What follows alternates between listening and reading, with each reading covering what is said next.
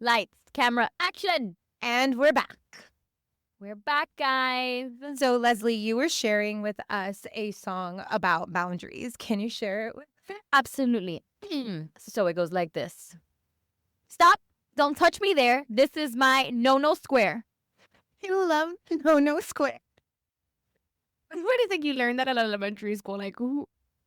which is the best time to learn that. I mean, the only appropriate time to learn. All on the playground at Green Glade Elementary School was singing this song. And honestly, it was mostly when people would try to steal like your laptop or your candy or your like something like that. Or like, dude, I would always try to like steal my friends' like cheese sticks.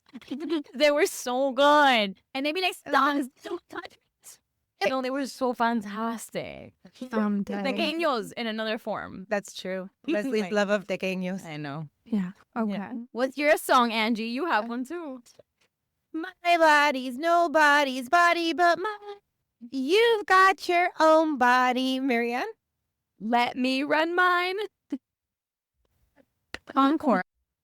Hey friends, I'm Leslie. Hey guys, I'm Marianne. And I'm Angie. Together, we are the therapists of Eden Therapy Co., and we are inviting you to have a seat at Eden's tables. Coming to you live from Miami, we believe in healing hearts, shining the light, and bridging the gap in mental health. Come sit with us as we learn, laugh, and explore how faith and mental health collide. So you may think that we are speaking on some kind of sex ed or something was what Marianne was saying, but we're not. What are we talking about today? Talking about boundaries. Are you ready? Ready, let's do it. So ready. So guys, what are boundaries? The limits that we put for ourselves, what's okay with me, what's not okay with me. Mm-hmm. It's like the square around me, The square around you. the lines, The no square. the no No square. What about you, Liz? Yeah, I think it's. You took my word. I know, the limit. I'm sorry. I You can say guess. that, limits. Yeah, there are limits on like what is okay and what's not okay, what feels safe, what doesn't feel safe, Right. and restrictions that we use to protect ourselves. Yeah. I like to think of them also about what you're responsible for and what you're not responsible for. And there are different types of boundaries, Mhm. right? Yeah. What are the types of boundaries that we have? Well, there's physical boundaries. What? I think physical boundaries have more to do with like our physical well-being, right? And our privacy and touch and like physical touch, things like that. Things that have to do with like our physical body. Yeah. Like the song was saying. The no square. Marianne said the no square, but I was also thinking of you've got your own body, let me run mine. Yeah. Yeah. And then there's also emotional boundaries. Mhm. And they're separating your feelings from other people's feelings. So sometimes we can be little sponges and we like Mhm. soak in other people's feelings, but we're not really engaging our emotional boundaries if we're taking all of their feelings in and not, setting what's theirs and what's mine. Which is a good Yeah. one. We don't talk about that one enough. No. Like, I don't think that we have like a great understanding of emotional boundaries. A lot of times kids that are brought up where they need to understand the emotions of their parents a lot, like they just soak in their parents' emotion in order to be safe because they're like, okay, if mom is mad, then this means that I have to do this. Yeah. But what that does is it doesn't give you the opportunity to understand like, oh, wait, this is my feeling and that is my mom or my dad's feeling. That's great. Like, I think another form of emotional boundary is like how much emotional energy you like are willing to exert in a certain moment. Yeah. Like I may love my best friend and I may leave work absolutely drained. And so one of my emotional boundaries is I love you so much, but I can't be there for you right now. Can I talk to you tomorrow? That's a great boundary. Yeah. What were you going to say, Marianne? The example you were using with kids and their parents, because sometimes like you grow up and you think like, okay, it's hard to separate that. Like, I think a lot of kids like assume like, oh, if they're feeling some type of way, then it has to be something that I'm doing wrong Right. because of me. And I think that not knowing how to set those two apart, like it's okay, that person can feel their feelings and that's on them. It's Right. not you or your feelings. We got a lot of adults that we didn't learn that, how to Right. separate feelings like that. And when you don't learn how to separate feelings, you think that your feeling has to be what your parent feels. Yeah. And that takes me to like your mental boundaries, right? Or what are your boundaries related to thought? being able to separate, no, this is my thought. It's an independent thought. And I don't have to think the same way as everybody thinks. But being able, again, to separate within your thought life, like what is you and what is not you. Yeah. Right. Yeah. And I think that both have restrictions on like how much of that emotion that you're imposing on me, like, or that you're bringing to me has to do with me, right? Like you're still able to take accountability versus being able to say like, that's not my responsibility at the same time. Like I'm responsible for my emotions and you're responsible for yours. Yeah. But thinking back at like kids, they're made to feel like they're responsible for mom or dad's anger or mom or dad's disappointment. When I think kids are actually really good with boundaries naturally. I think like from the beginning we'll be like, no, stop. I don't like that. Or I don't want to do that. Or I don't want to eat that. And I think it's when our boundaries are like consistently violated or we're told that they're wrong or that they're bad that we start questioning or it makes it hard for us to set boundaries. Yeah. Absolutely. That's great. That's exactly where we learn boundaries within our family, right? And if there are no boundaries, shout out to Hispanic family. Yeah, man. We are all one, enmeshment at its core. The way Hispanic families just laugh at the word boundary. Right. They're like, a boundary. I'm going to show you what a boundary is. You know, when I was watching a movie the other day and the mother, this was an Indian family though, and the mom was telling this, like the son was saying, I need privacy. Like, what's my privacy? Because the mom had read a letter that was his. And the mom was like, there's no privacy between a mother and a son. I was like, yeah, but I mean, I definitely got letters read. My mom definitely read some letters that my friend sent me. And I was like, what do you mean? And she's like, my house, I can be whatever I want. You want to laugh? My dad still opens my mail. When it goes to his house, I kid you not, he opens. I'm like, why are you? Laugh about it. Like, it's not okay. Marianne's like, that's a federal offense, Dad. He's like, well, it's here. It arrived here. I just wanted to know what it was. I'm like, Dad, you're nosy. How are you doing that? That, and I think of one of the things for me is I've always been very family oriented, but I think to the extreme where like I wasn't really good at setting boundaries with my time. So my family literally feels entitled to my time. Like, no, grandma, I cannot do this for you at this very second. And they're like, oh, but that's crazy. What do you mean you're not going to drop everything that you're doing? That client that you're seeing, how are you not going to walk out of the room? Your grandma's like, if you hate us, just say that. No, she's like, qué fría estás. Wow. Well, I mean, we're definitely going to get into that. But when you start setting boundaries, the responses are amazing. Yeah. You are made to feel like a villain. They're doing the worst possible crime. Which is literally what you're saying. Like, when you start, the people that need boundaries the most are the ones that complain, that challenge the most. Yes, absolutely. Yeah. Okay, so boundaries, just to finish a little bit about what kinds of boundaries we have.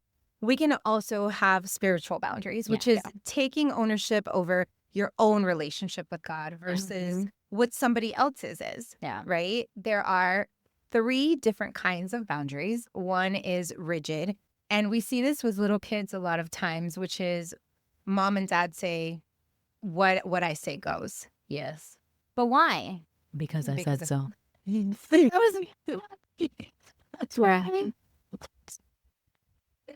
And the truth is that there has to be some of that when little kids are little, because we are, as parents or as adults, we become their frontal lobe. Obviously, we want to make sure that they're safe. Yeah. But Leslie, I love what you were saying earlier about how kids automatically have their boundaries, that they're like, no, I don't want to.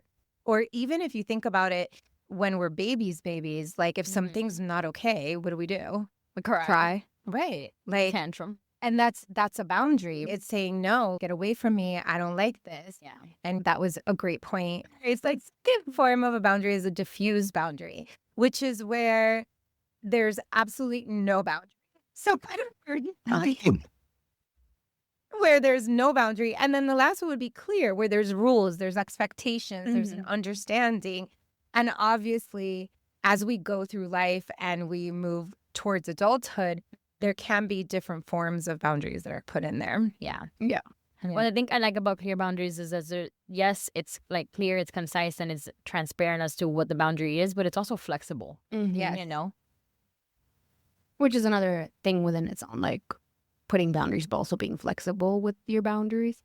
Yes. It's a lot to say. I love that. I was thinking how a lot of times what we describe as having healthy boundaries is being a fence around you that has a door that opens and closes.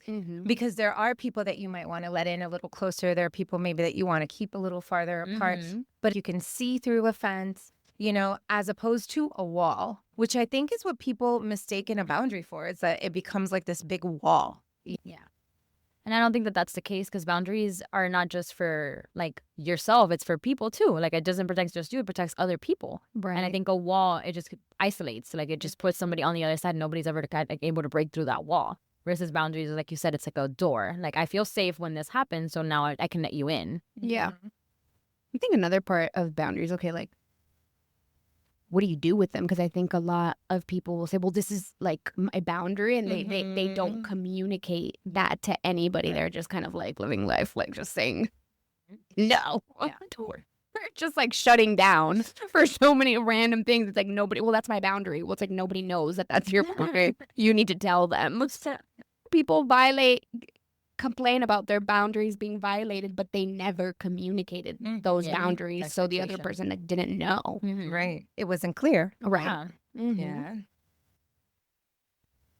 I was thinking about how when we start learning how to set boundaries, right? Because it's important for us to know what's okay and not okay with us. Yeah. That we set these boundaries and nobody ever tells you about the other side of the boundary. Yes, I can set a boundary, but somebody's going to have a feeling, a reaction about it. And even though people say, yeah, they're going to have a feeling, I think even when you set the boundary and you get that reaction back, you're like, wait a second, like that wasn't supposed to go that way. They were supposed to respect my boundary, right?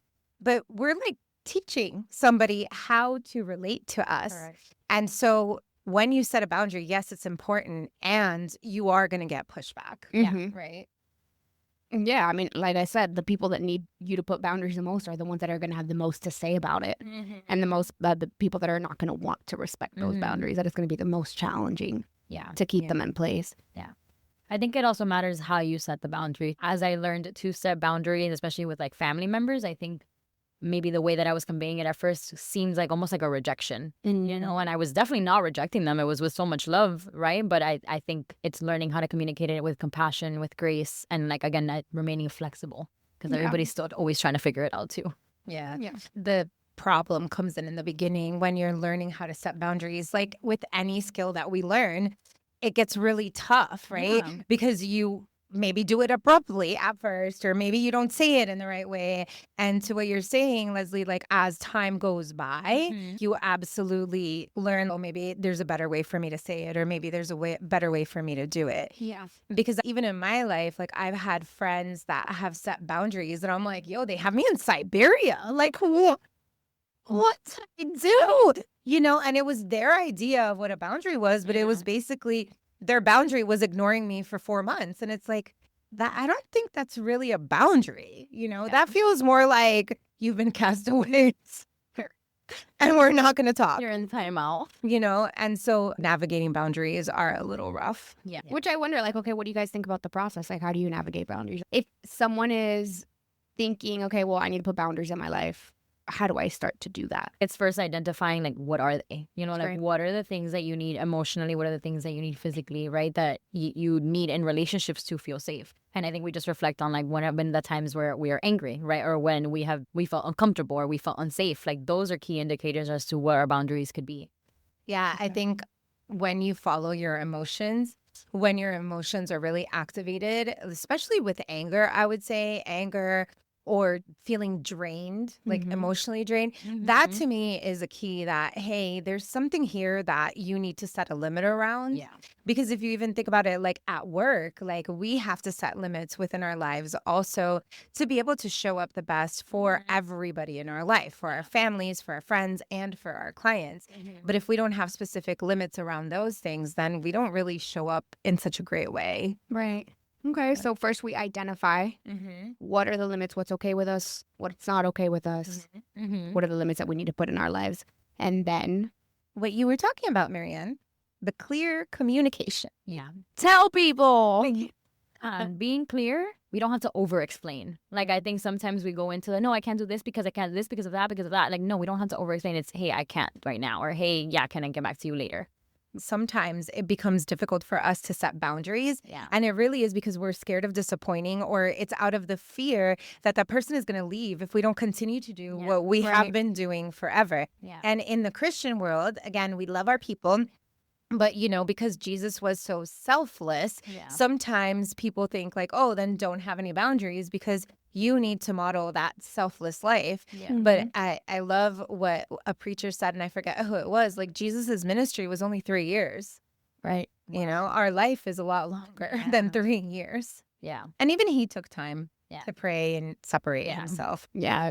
I mean, he said no when he needed to say no. Yeah. And then when people give pushback, I think the last piece is continue to walk it out. Like, stay consistent with those. Like, don't continuously go back, because then it's hard. That's going to be really confusing for people to respect. Yeah. Yeah. And I think with setting boundaries, sometimes, like, I know there can be a sort of like guilt attached to it. Like, you're doing something wrong, like you're creating a barrier, like you're letting people down, and there's a disappointment attached to the boundary. But I think it's also validating, like, it's okay if that's what you need to feel safe. Like, if it's okay if that's what you need to feel okay. Right. Yeah.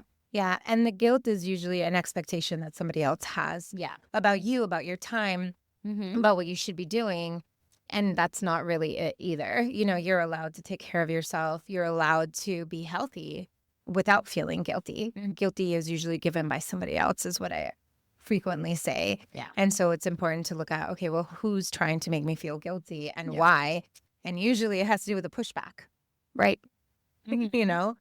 And so, Marianne, first, we're identifying our limits. Secondly, we're communicating clearly. Thirdly, Leslie, like you said, we're saying no without guilt. Fourth, we are expecting resistance. Yeah. Yeah. Be ready for it. And 5 is seeking support when you start setting boundaries, right?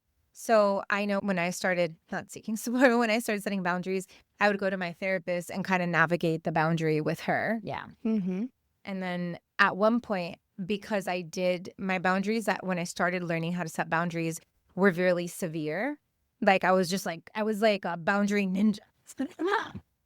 No. You get a boundary. You get a boundary. That's like exactly what it was. It's it was so bad that one of my friends, and this is why community is so important, came up to me and was like, look, I'm all for your boundaries, but girl, here, relax. You need to chill. There's also your personality. So I am a giving person, but I give with boundaries. But that's just who I am. And so I wasn't giving anything to anyone. It was just like people were like, what just happened? But it had a lot to do with the fact that I was setting boundaries. Which is a great example that you use. Like, your personality is yours, You are giving, you are caring, you are selfless, and it's okay to be that way. But there are limits. For sure, there's limits to that. Yeah. So the last thing would be rely on your faith, because God supports boundaries. Yes, he does. And it's healthy. I think it's healthy to put limits, because then, I mean, the reason why people overextend themselves and the reason why people don't have limits, I think it comes from a place of you feel bad. So it's like out of a place of guilt, or it's just like, this is what I should do. That's why you do things. So it's not even because that's who you are. That's like genuine. Oh, I want to do this. No, it's not. It's just because you feel there's something else that's driving the things. Yeah. So something else or someone else. Could be both. Something or someone. Usually a lot of times you're right. It's someone. Because if you stop and you think about, where did this thought that I need to be doing this or I have to do this come from? Yeah. A lot of times it has to do with a person in your life that either made you feel that way or is trying to push your boundary. But when we push boundaries, we end up exhausted. And then we're not giving out of an overflow. No, that's how people reach burnout. Exactly. Yeah. And resentment. Yep. Because if the boundaries consistently violated and you consistently feel stretched thin, at some point there's resentment for it. That's a good identifier. If anybody's listening and wondering whether they need more boundaries, well, are you burnt out in any area of your life? Are you feeling resentment in any area of your life? Are you frustrated? I would say those are good signs that maybe you need some boundaries in that area. I was thinking of way of reminding like people how to set boundaries. And I think like in relationships, like you were saying, we tend to want to overextend ourselves sometimes out of love. But I like to think like love is selfless, but it's not at the expense of self. So, like we think of ourselves less, yes, but it's not at the expense of yourself ever. Like I think of Jesus. Jesus was so loving and so giving, but it wasn't at the expense of him. It wasn't at the expense of his sleep or his time with the Father, like anything like that. Yeah.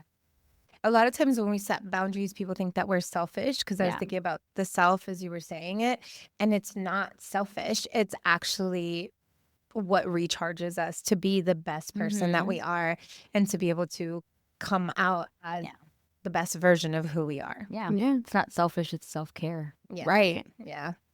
So have either of you ever struggled setting a boundary? Yeah.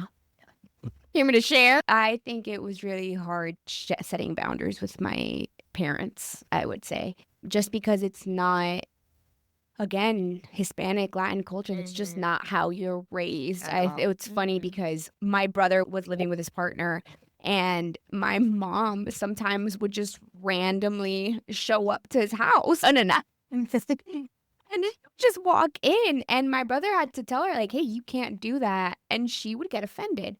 And I would tell her, I'm confused. That's not okay. You can't just show up to somebody's house without knocking. She's like, well, that's how I was raised. And I was like, well, that's problematic. I don't know what I'm going to tell you. It's like not like learning to say no and challenge the condemnation that sometimes can come with saying no. Yeah. Just like, oh my goodness, I can't believe this. Like the same thing that you were talking about with your family and your grandma was just like similar situation. My mom was getting really offended when I was putting limits in our relationship. And so it was a challenge to overcome, but we're all the better for it. So yeah, I think like culturally with Hispanic people, like our family is so important. And if you think back to like Cuba or Venezuela or Colombia, like a lot of times you live close to your family. So I remember, you live like together in the same house. Literally. And even when my family came over here, like my grandmother and her sisters lived in a triplex in Hialeah. They lived all together. And so walking into somebody's house was normal. But the difference, I believe, with us is that we were brought up in the United States. And here it's a little bit different. We don't just walk into people's houses, you know.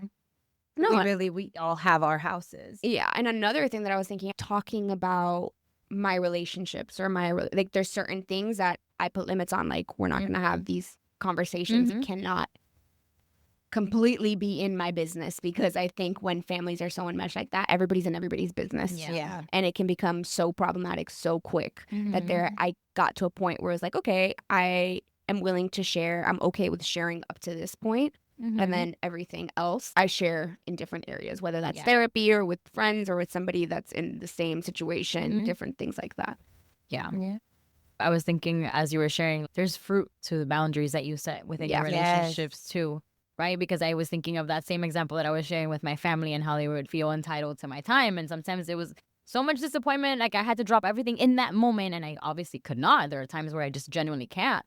And the moments that I've been able to say, hey, I can't right now, but I'll call you back. Right? Or things like that. Like my grandparents were actually like motivated to do things on their own that they figured out on their own that they wouldn't have because they were so reliant on me. But me being able to say, hey, not right now. It actually even created like an independence for them that they hadn't reaped before. And now there's like a, hey, are you available? Or hey, when you have a second. So there's a consideration that wasn't there before either. That's you know? Yeah, no, I think that's wonderful. What about you?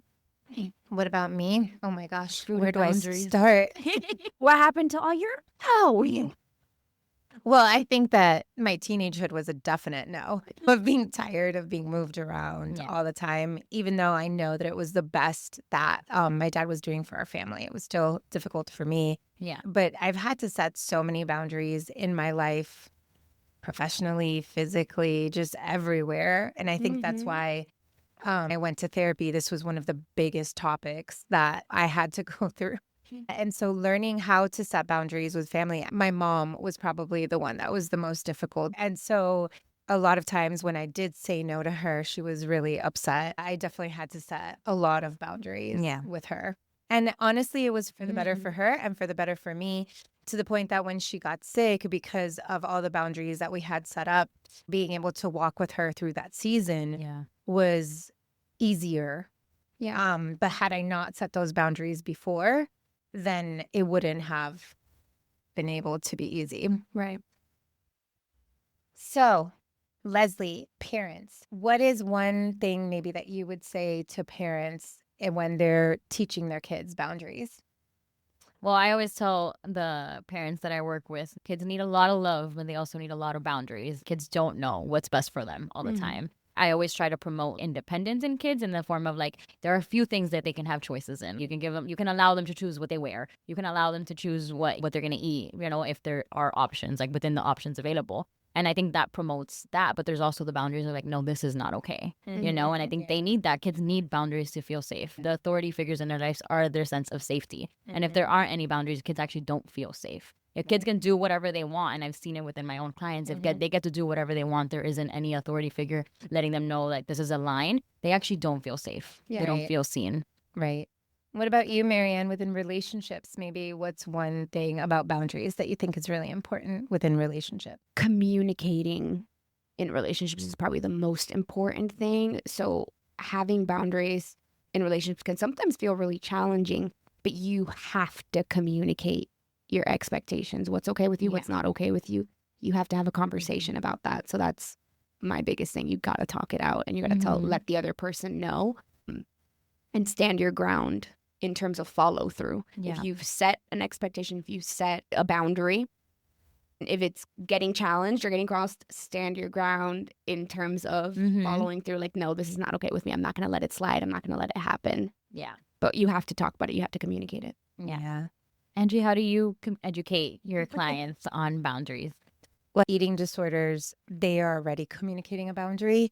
I like to teach my clients how to use their voice instead of their disorder to set a boundary. And with trauma, it's also really important to learn how to set boundaries, because that is usually where boundaries have been violated. And so it's an important tool to teach anybody who's been through any sort of trauma, because that is their boundary being violated over and over again.